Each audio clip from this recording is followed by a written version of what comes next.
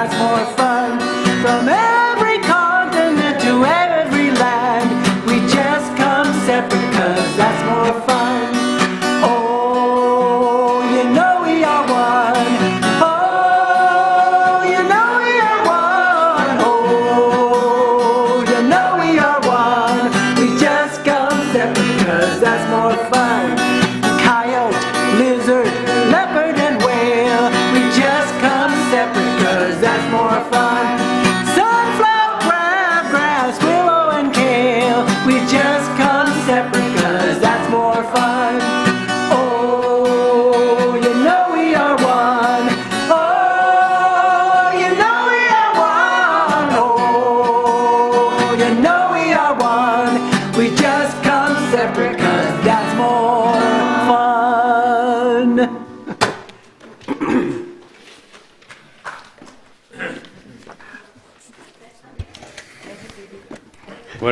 What a fun way to start our morning. Thank you.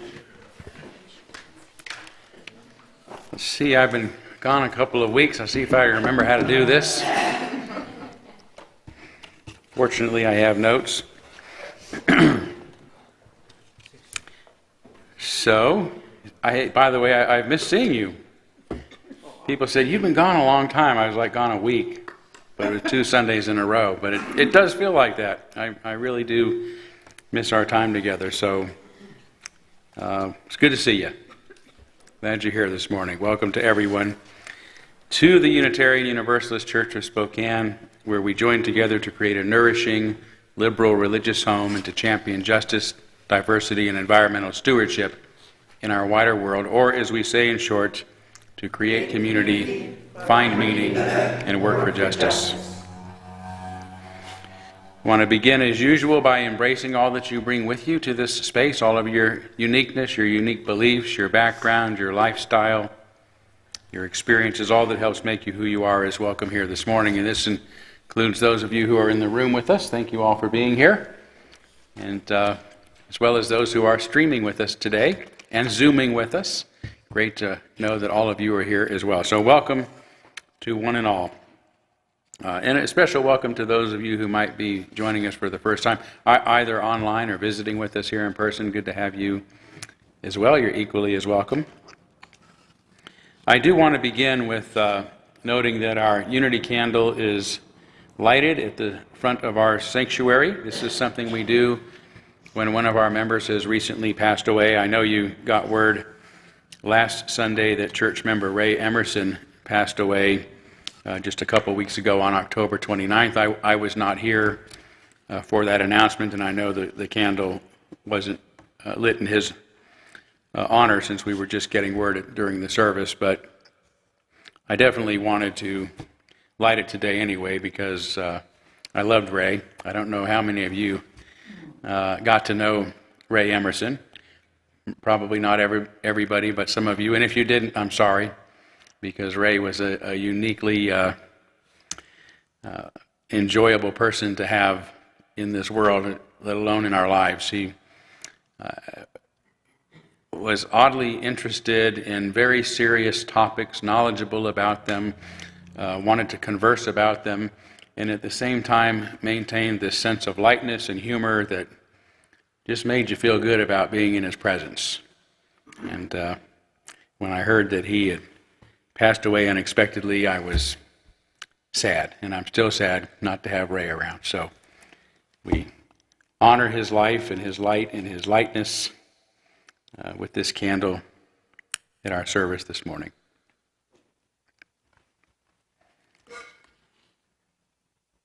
Next Sunday, the 13th, we are having a Thanksgiving potluck dinner after our second service. Did I get that right, Candace? So we encourage you, you're welcome. If you like to attend the first service, please come. But if you want to attend the potluck afterwards, you can come back afterwards. That would be great. Turkey will be on the church, so you can enjoy that on us. But please do bring a potluck dish to share if you can. And for those of you who are attending with us virtually. I always like to include you in these things, and I'm so sorry we can't actually have you in person to enjoy that meal. I have been working on digitizing some food, but it doesn't taste good. It's very bland, so it's not ready yet for you. But I hope that you might,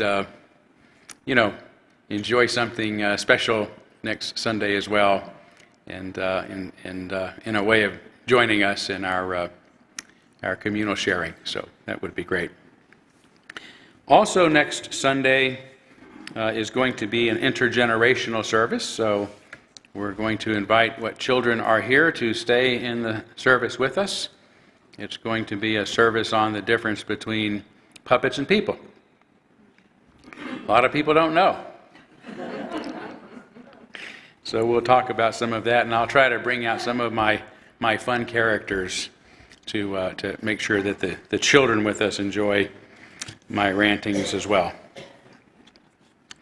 Okay, and then I'm going to be speaking a bit on homelessness later in the service, and there's a really unique opportunity that actually our own Shane Gronholz is putting on at the public library this Tuesday night from 6 to 7 at the Central Library downtown on Main Street.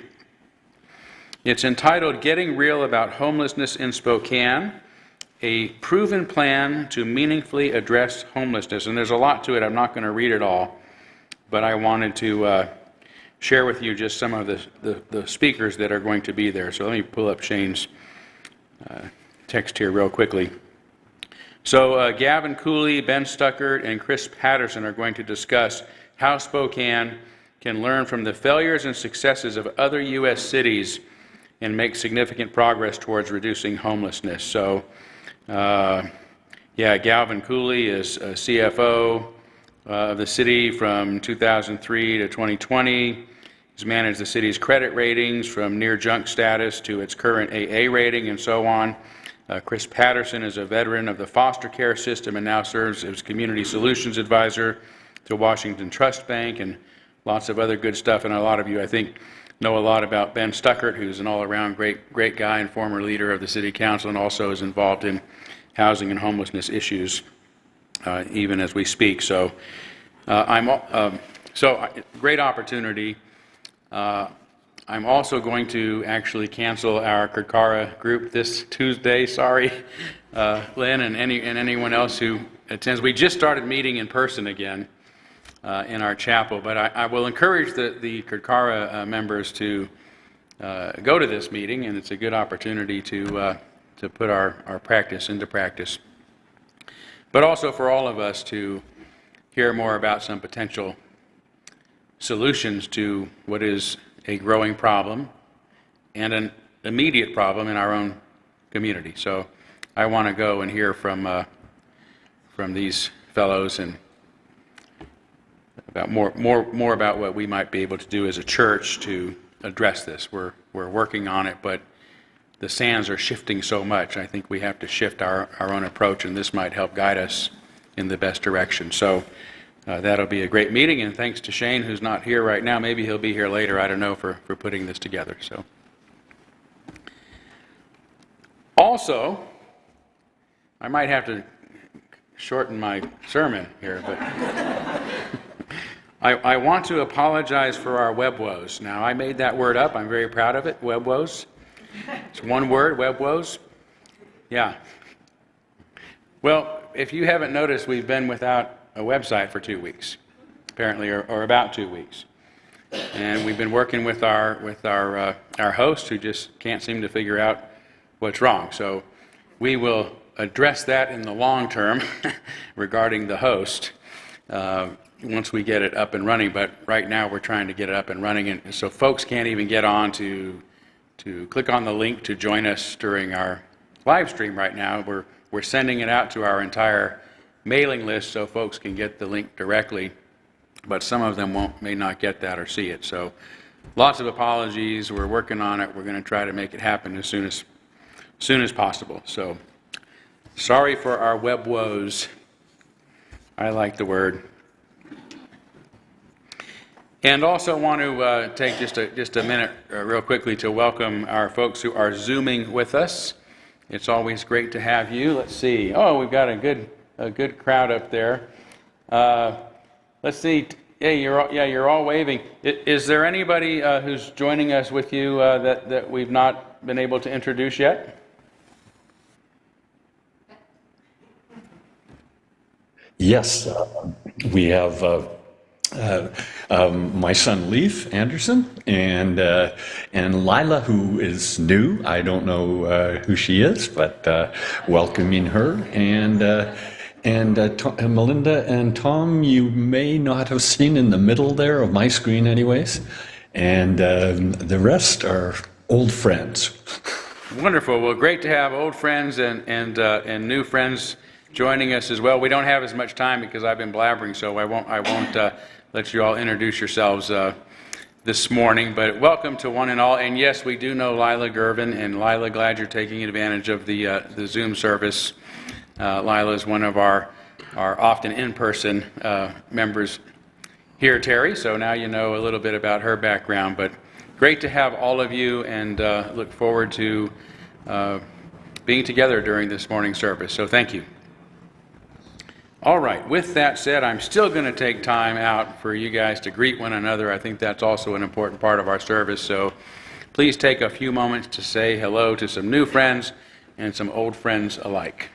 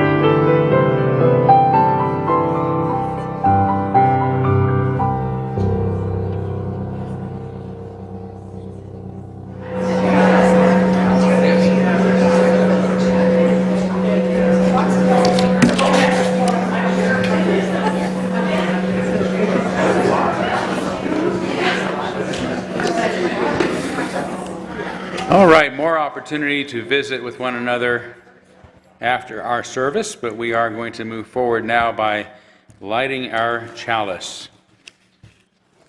The chalice is the symbol of our unity and our solidarity of our openness and our inclusion, of our community and our individual uniqueness.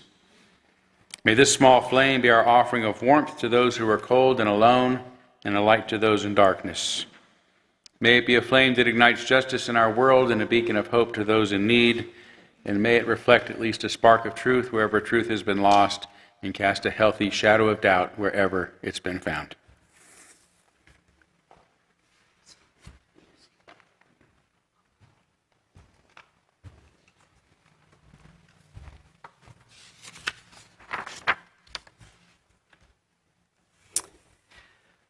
For our opening reflection today, I offer these words of Barack Obama from his 1995 memoir, Dreams from My Father, on what he was learning about community and how, as he was entering the third decade of his life.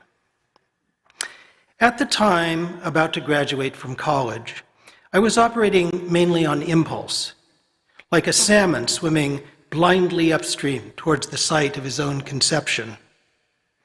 In class and seminars, I would dress up these impulses in slogans and theories that I discovered in books, thinking, falsely, that the slogans meant something, that they somehow made what I felt more amenable to proof. But at night, lying in bed, I would let the slogans drift away to be replaced by a series of images, romantic images, of a past I'd never known. Such images became a form of prayer for me, bolstering my spirits, channeling my emotions in a way that words never could. They told me that I wasn't alone in my particular struggles, and that communities had never been a given in this country, at least not for blacks. Communities had to be created, fought for, tended like gardens. They expanded or contracted with the dreams of men.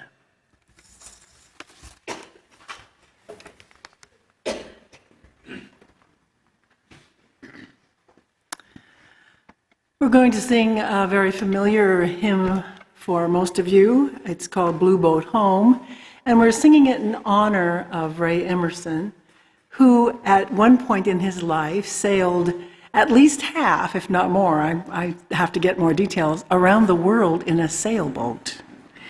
Ray was I just loved him. I'm like you, Todd. I got a little bit of Ray. I wish I had a lot more left. He was an environmentalist. He helped push and make sure that McDonald's dumped their styrofoam boxes. We learned from his daughter after services last week. And he also was a watchdog for the pipeline in Alaska in terms of oil spills and having things set in place so that that didn't happen. So he was a very wonderful and interesting person. So we're going to sing Blue Boat Home in his honor this morning. Please rise as you're willing and able.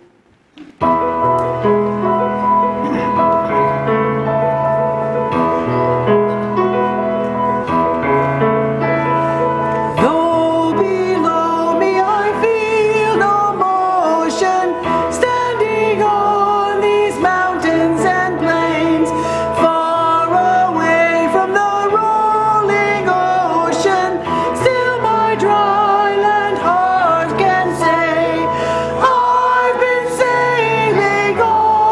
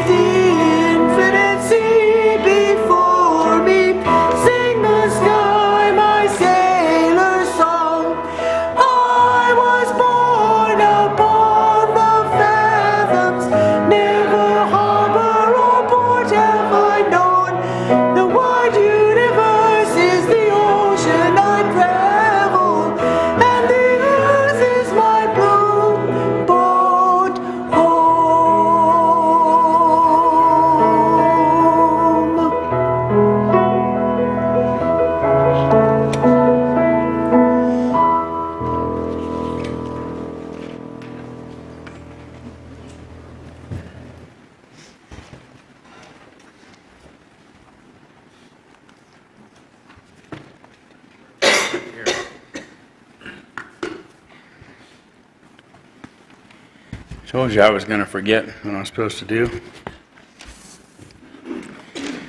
All right, it is time for our candles of care, and I did not receive any special request this week, but we are going to begin as we have been with a candle on behalf of the people of Ukraine and that region of the world and so many other parts of the world now that are being impacted by the violence there.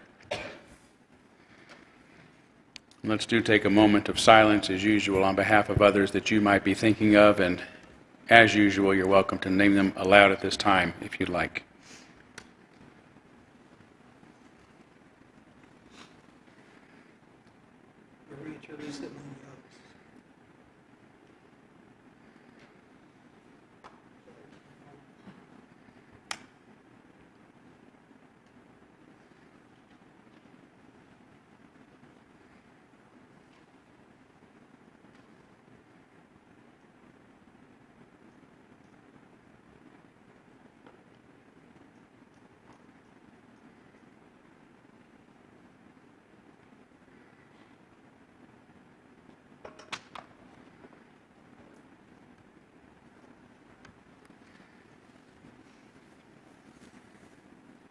Those named aloud and those embraced in our silence and all those who are suffering in our world at this hour, we hold in our community with compassion. And we now gratefully give and receive this morning's offering, which helps sustain this community and our mission to the larger world.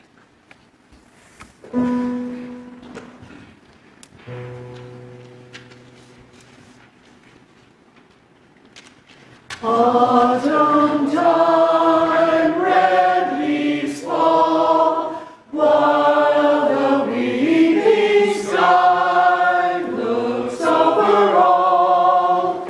Demeter sadly walks the land, the dying grasses in her hand. Autumn time, red leaves fall. Autumn time, red leaves fall. Autumn time, Demeter sadly walks the land, the dying grasses. Demeter sadly walks the land, the dying grasses. Demeter sadly walks the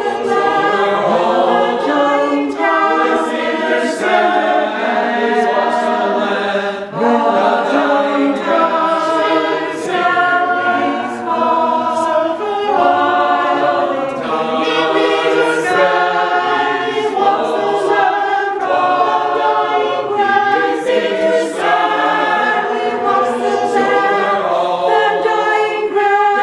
Demeter sadly walks the land, the dying grasses in her hand.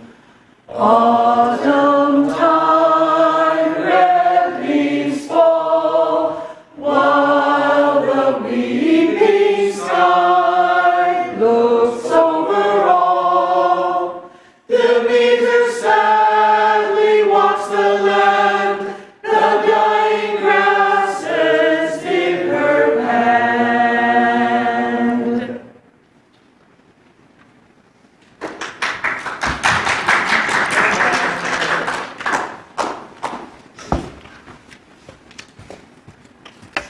Thank you. That was lovely. So for this morning's story, I have a story about a simple little spider who did a very amazing thing. And you'll find versions of this story in Christian, Jewish, and Muslim traditions, and in ancient Japanese folktales as well. In the Christian version, the baby Jesus, Mary, and Joseph are hiding from King Herod. In the Jewish version, a young David is hiding from King Saul. In the Muslim version, the Prophet Muhammad and his friend Abu Bakr are hiding from a crowd of people who want to harm them outside the city of Mecca. And in the Japanese version, the great shogun warrior Yoritomo is hiding from his enemies. In all of these stories, though, the spider is just a spider. So let's begin. Once upon a time, a very important person, whom we'll just call the VIP, was watching a spider weave her web, and the VIP thought to herself, "Why in the world did God make spiders? What good are they? They aren't beautiful or cute. They can't do tricks. They don't guard the house or make anything that we humans can eat or wear. They don't sing or make interesting sounds. And those webs they're building are just a nuisance. And the little spider overheard her, but she didn't care. She just kept working on her web.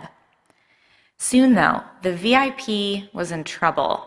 Her enemies were out to get her. She had to run and hide. She hid in the deepest, darkest cave she could find, but still she was worried that her enemies would find her. Just then, she noticed that the little spider had started building a new web at the entrance to the cave. She was afraid to shoo her away for fear that her enemies might hear, so she just stayed very quiet and watched the spider work. In no time, the cave entrance was completely covered by the web. And it was just in time because right then, the VIP's enemies came running up to the cave, but they didn't go in because the spider web made it look like no one had been in the cave for a very long time. And the very important person realized something very important that day. Wow, she thought, spiders are the best. So what if they're not beautiful or cute and can't do tricks or sing and can't guard the house or make things that humans can wear or eat? The spider deserves our kindness and respect, just like all animals. Have you ever looked closely at a spider's web? Each individual thread is so thin and delicate you can barely see it, but the web itself is incredibly strong. And this great strong web is made just by one little spider, just doing what spiders do best. What the VIP in our story came to understand is that every being is worthy of kindness and respect. Every being has a precious life to live. Even the littlest spider can save the life of a very important person. Even the littlest spider is very important too.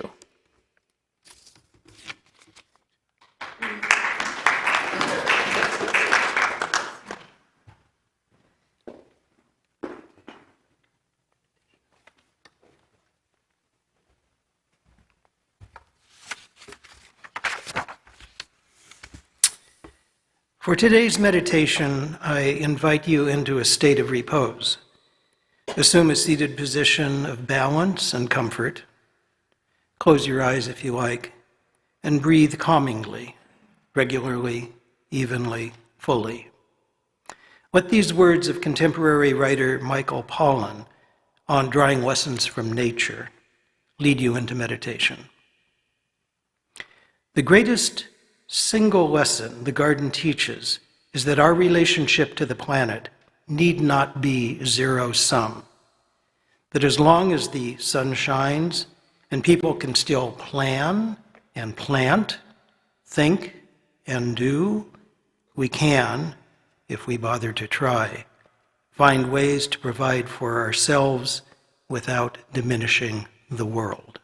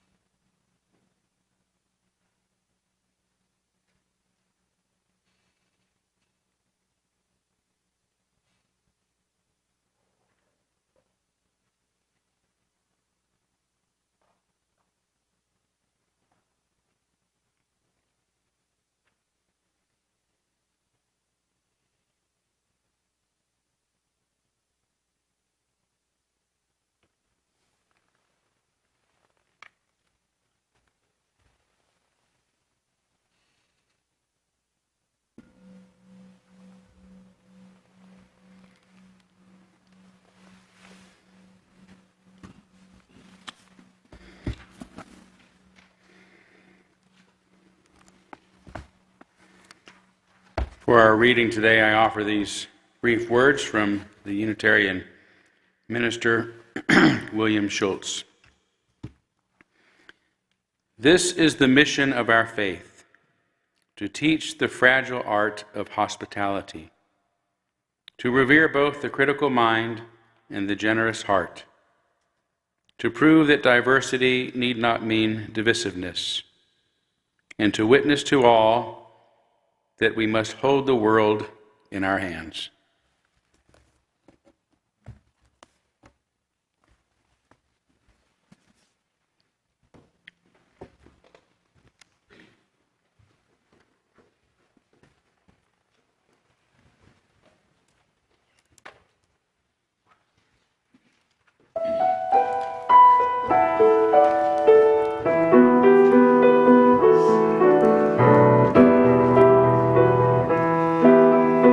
Something told the wild geese it was time to go.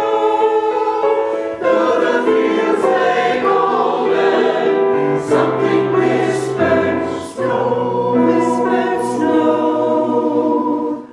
Leaves were green and stirring, berries lost and lost, but beneath warm feathers, something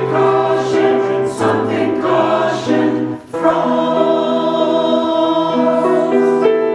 All the sandy marchers seem with ever spies, Irish progressive and remembered eyes.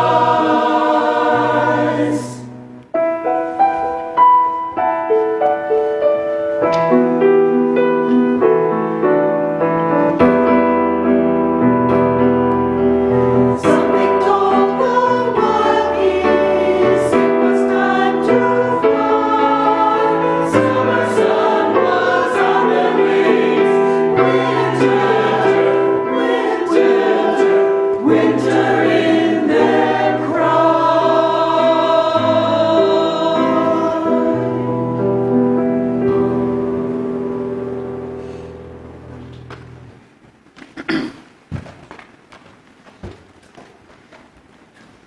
Thank you.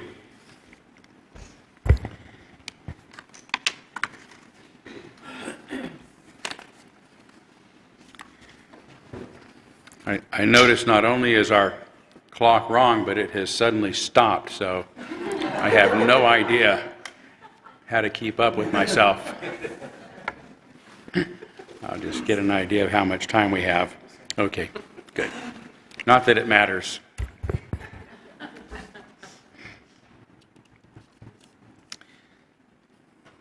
When human societies shifted from nomadic hunters and gatherers to agrarian farmers, approximately 3,500 years ago, so did the distribution of wealth.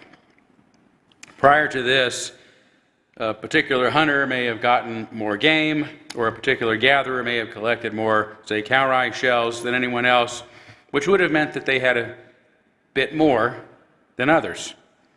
But other than extra respect, appreciation, maybe some recognition, they remained individuals within a community of relative equals who depended upon each other for their survival. But when agriculture allowed a few individuals to raise and grow most of the food that everyone else needed, this dynamic changed. These few people had a lot more of what everyone else needed and wanted, which made them wealthy and elite. Unfortunately for the farmers, a few other individuals recognized this and decided to exploit them, often with heavy taxation. Monarchs, kings, and governors would also claim that the land upon which everyone in the kingdom or country lived belonged to them, as did everything that was grown or hunted on it. This turned the initially wealthy growers into subsistence farmers, meaning that they barely had enough left for themselves and their own families, let alone for anybody else. Most of their produce was taken from the rural countryside to feed the mounting number of people living in cities. It was a forced redistribution of wealth conducted by exploiting the labor of others, a pattern that continues to this day.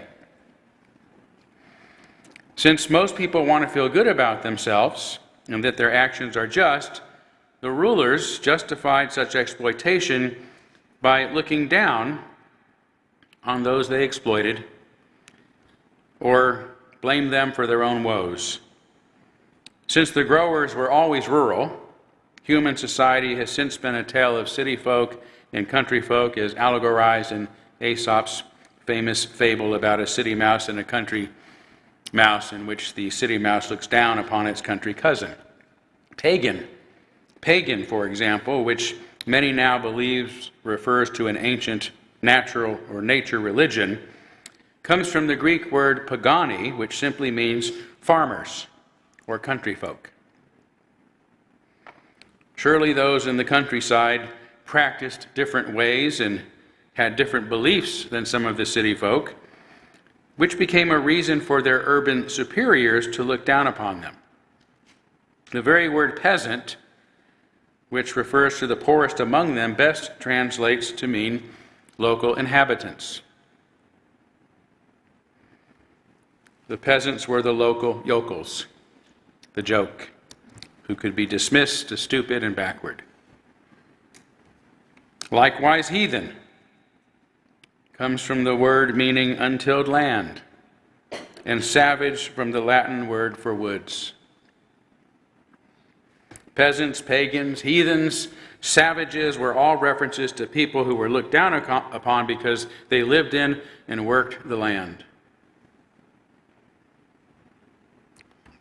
The surrounding countryside, whom city dwellers depended upon for their groceries. The best and cheapest way to get those groceries was to take them,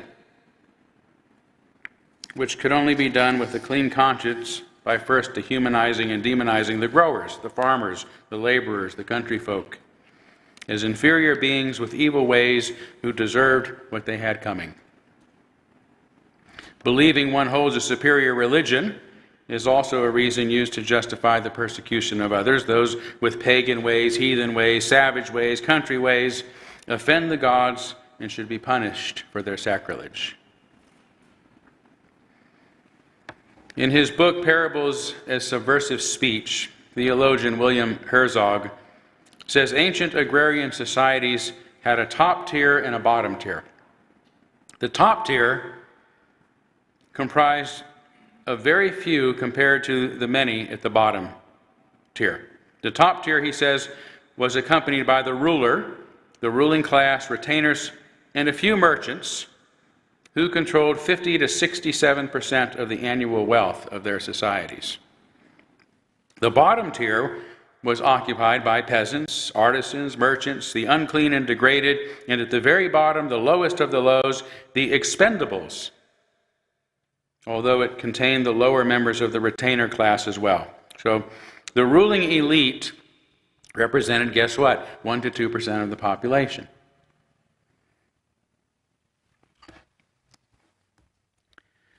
And the retainers, those that they hired to protect their interest and act as the go-betweens between themselves and those who they exploited, represented another 5 to 7%. So the wealthiest people, as in our society, were the top 1%, while most of the rest of the wealth went to the top 7 to 10%.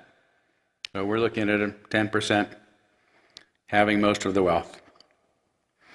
Merchants and artisans represented 8 to 15% of society and may be likened to what we would call today's upper middle class, although the bar for being upper could be extremely low.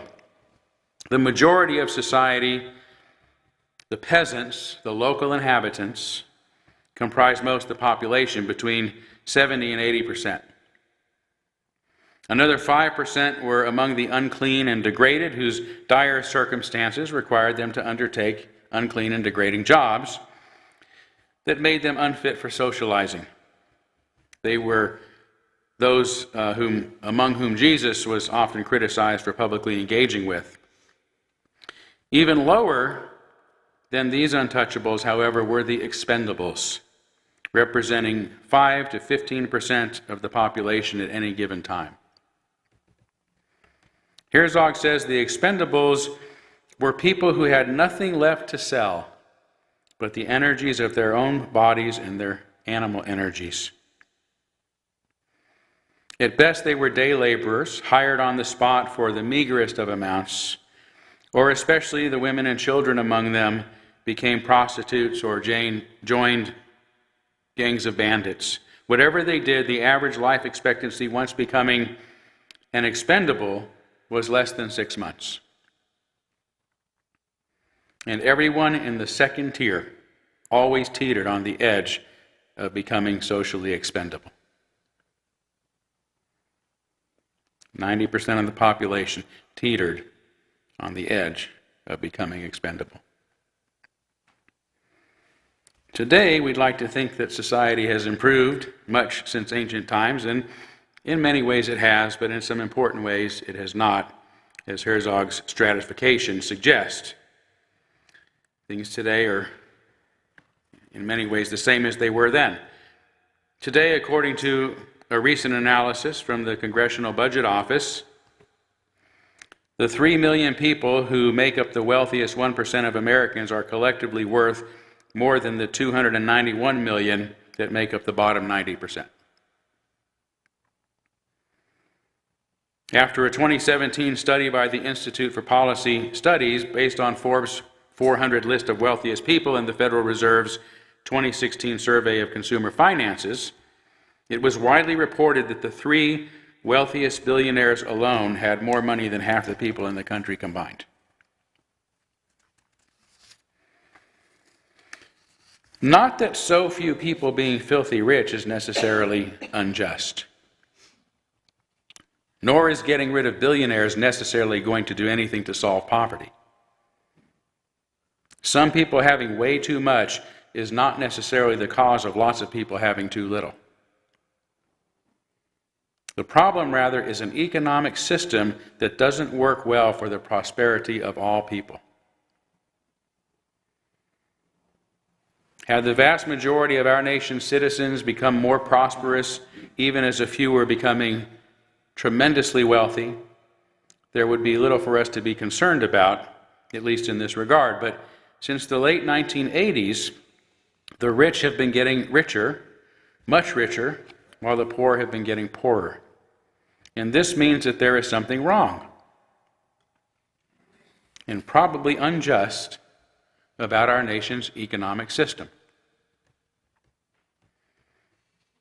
Just a year ago, a Bloomberg News article stated that after years of decline, America's middle class now holds a smaller share of U.S. wealth than the top 1%. Middle class America refers to those who earn between $27,000 and $141,000 a year, representing about 76 million households and 60% of the population. Among this class, the younger your generation, the less you have. Those born between 1946 and 1964, damn it, that's the year I was born, have a median wealth of $240,000. Those born between 1965 and 1980 have a median wealth of about $121,000. And those born between 1981 and 1996, the millennials, have a median of only $27,000. Here for the millennials. And most of the wealth accumulated by the middle class is contained in home equity and retirement funds, not disposable income. It's not like they all have all that money or that gigantic amount of $27,000 sitting around, right? It's tied up. And when these two sources of wealth are combined, the median amount of household wealth among the middle class is only $200,000. Although, according to the Census Bureau, 39% of households don't own a home, and 48% do not have retirement accounts.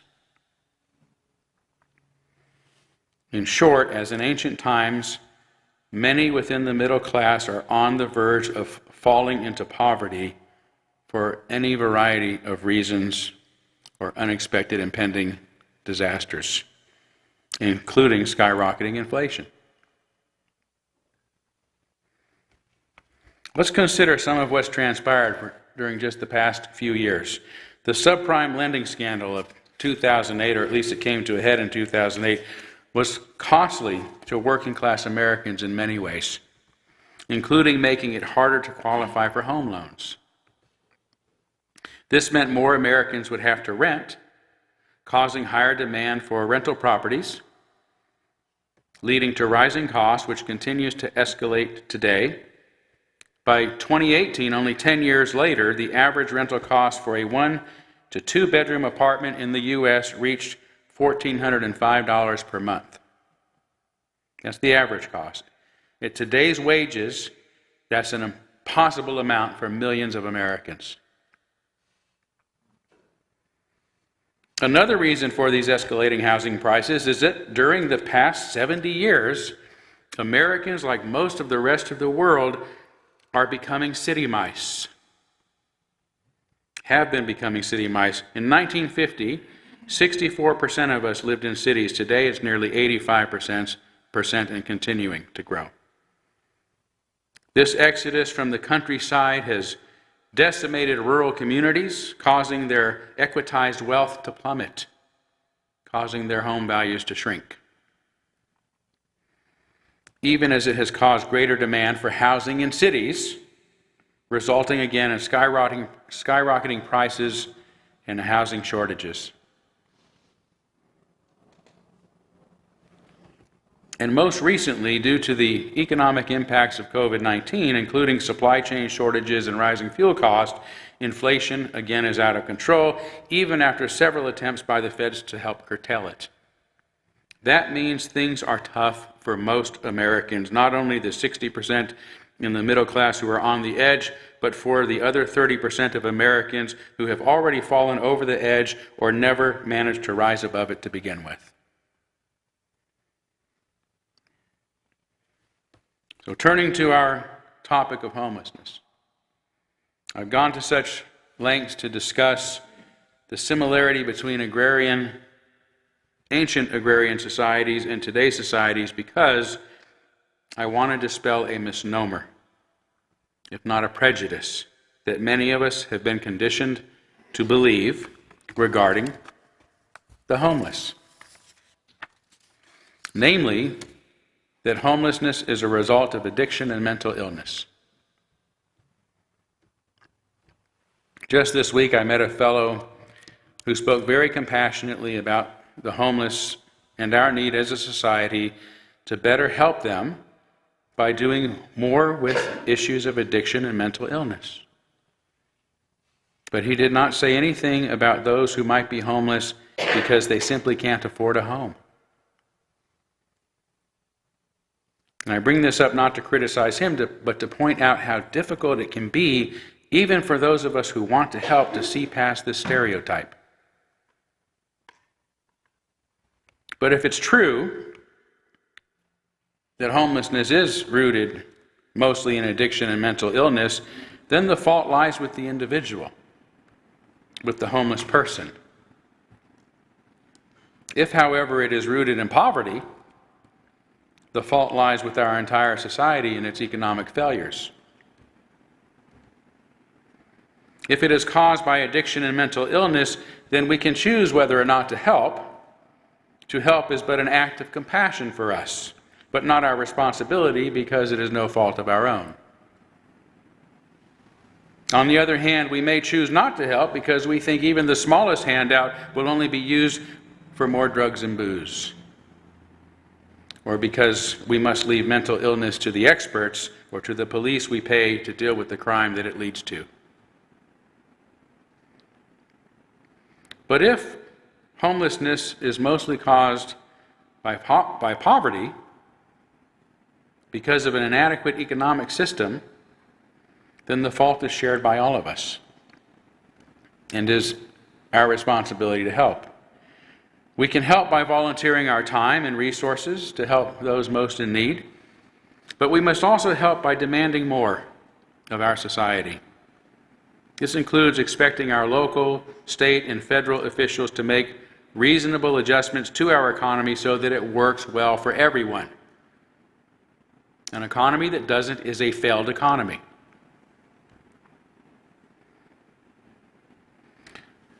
So that the bottom is never so low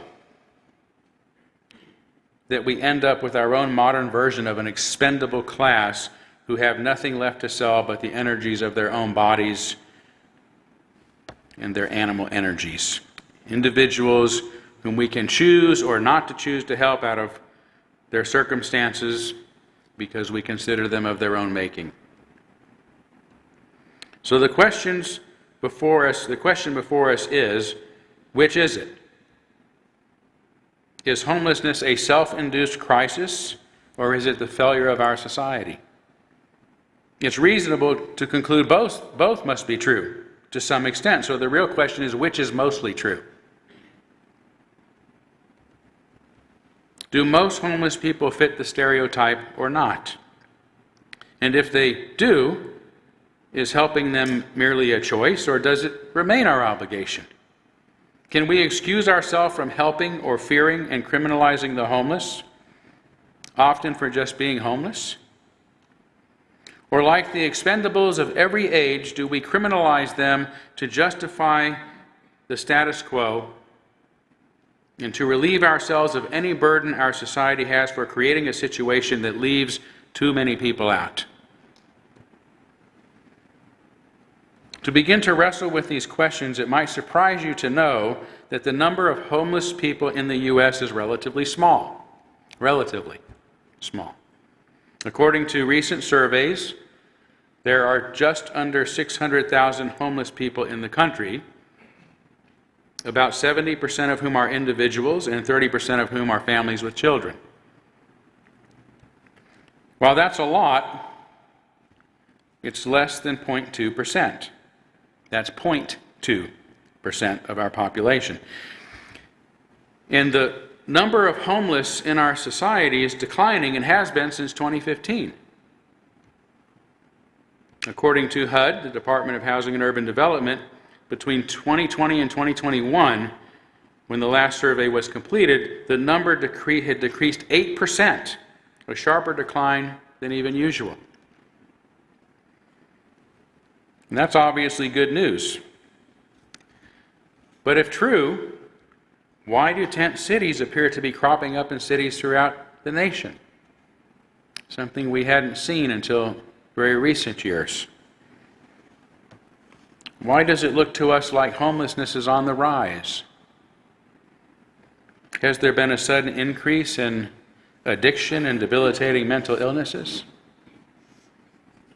As a side, let me add here that there are plenty of persons with addictions and mental illnesses who are not homeless and who contribute and function perfectly well in our society. Or does it seem more likely that as additional people move into our cities, making housing less available and less affordable, that more people will end up sleeping on the streets or in shelters? I read a story a few years ago about a chef who worked in Seattle where he couldn't afford to live. But commuting every day from someplace far enough away that he could afford to live there was also impossible. So he stayed in the city and slept in his car. He is among many of the working poor, even the working middle class, like teachers and police officers and firefighters, who can no longer afford to live in the communities they serve. According to a 2007 academic article, only 8% of the homeless in Los Angeles were homeless because of drug and alcohol problems. Only 8%. And only 7% were unable to find shelter because of criminal records.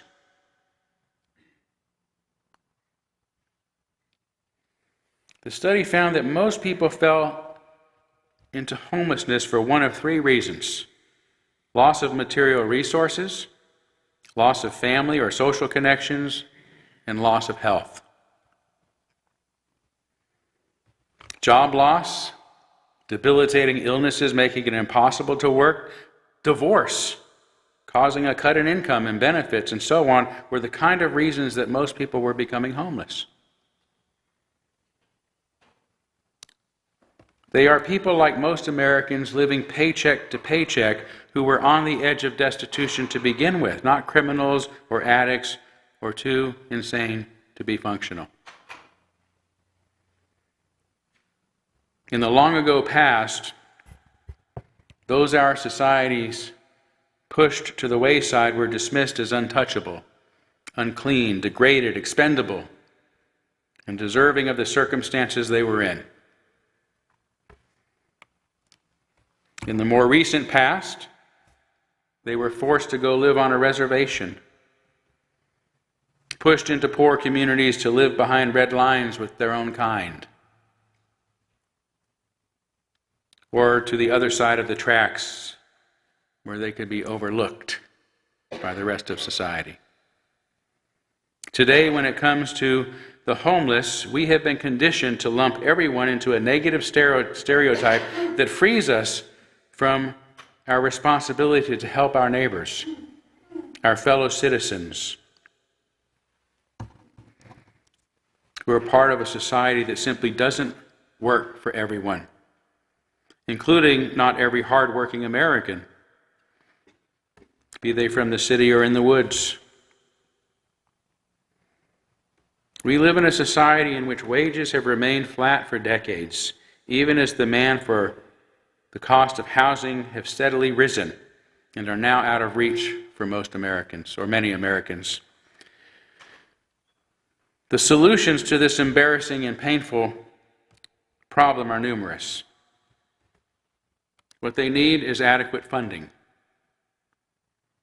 Given that the number of us who are homeless is so small, less than 0.2%, the investment necessary to solve homelessness is relatively little compared to other issues, like student loan forgiveness, dealing with 2 to 8% of those involved in the criminal justice system, the rising cost of environmental disasters, and certainly far less than big-ticket items like public education, policing, and the military. We can afford to solve homelessness if we have the will to do so. Yet today, the HUD budget isn't half of what it was 45 years ago. As another 2020 Bloomberg article explains, over the years, HUD's disinvestment in public housing and other housing programs forced more low-income people to compete in the Darwinian private housing market, which in turn forced many of them out of the market altogether and onto the streets and into shelters. The problem then is not a lack of resources, but a lack of will. And this lack of will has been fostered by a false narrative and stereotype that lumps everyone who is homeless into that category of being addicts, insane, and for that matter, criminal.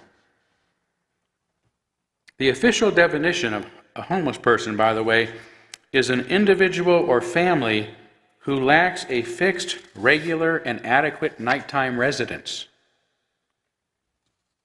In other words, a place to sleep. Hence, as more communities deal with the problem by simply enacting laws prohibiting people from camping or lying in public areas, being homeless itself becomes a criminal act.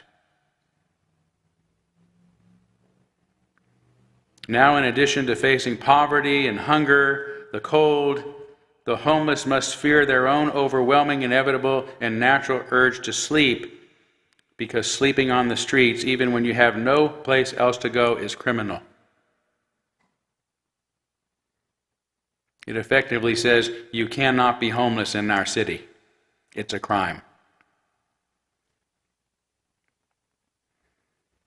Criminalizing sleep putting boulders under underpasses, blocking off access to viaducts, dispersing tent cities and other encampments won't make the problem go away. Nor will isolating our own neighborhoods by drawing red lines around them, succumbing to the fears our prejudices have caused in us. Let's own these fears, put them in perspective, and see through them to the people behind them. For dealing with homelessness is not a choice. It is our responsibility toward our fellow citizens and human beings who are facing difficulties that aren't necessarily of their own making, but because they are part of a system that doesn't yet work for everyone. And as advanced as we have become, as much as we should have learned from the historic errors of our past, as much prosperity as our nation has experienced, as much wealth as it has, and as much as we all want to see ourselves as kind and just people, we must address homelessness by first acknowledging that in our society, nobody should be considered expendable. Nobody should be considered an expendable. Thank you.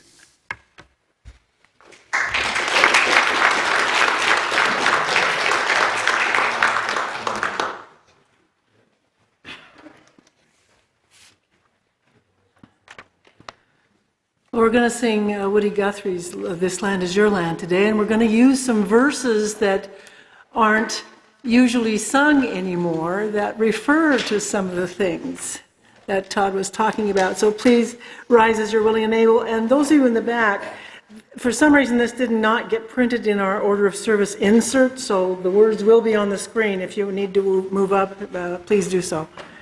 Okay.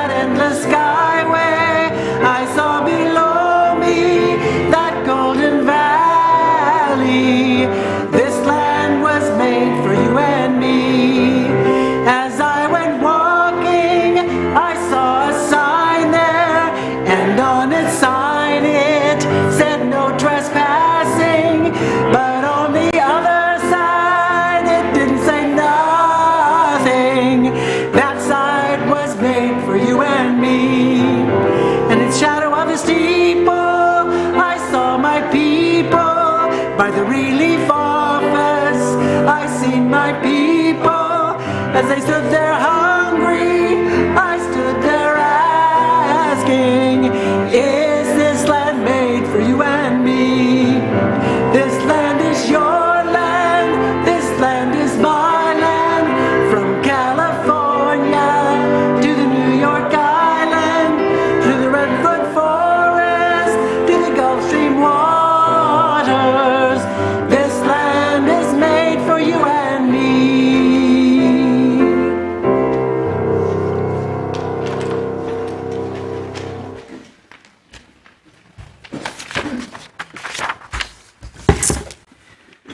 For our benediction, I offer these words of First Lady, beautification advocate, and 1977 recipient of the Congressional Gold Medal, Lady Bird Johnson, on neighborliness. While the spirit of neighborliness was important on the frontier because neighbors were so few, it is even more important now because our neighbors are so many. Amen. Blessed be. Salam alaikum and shalom.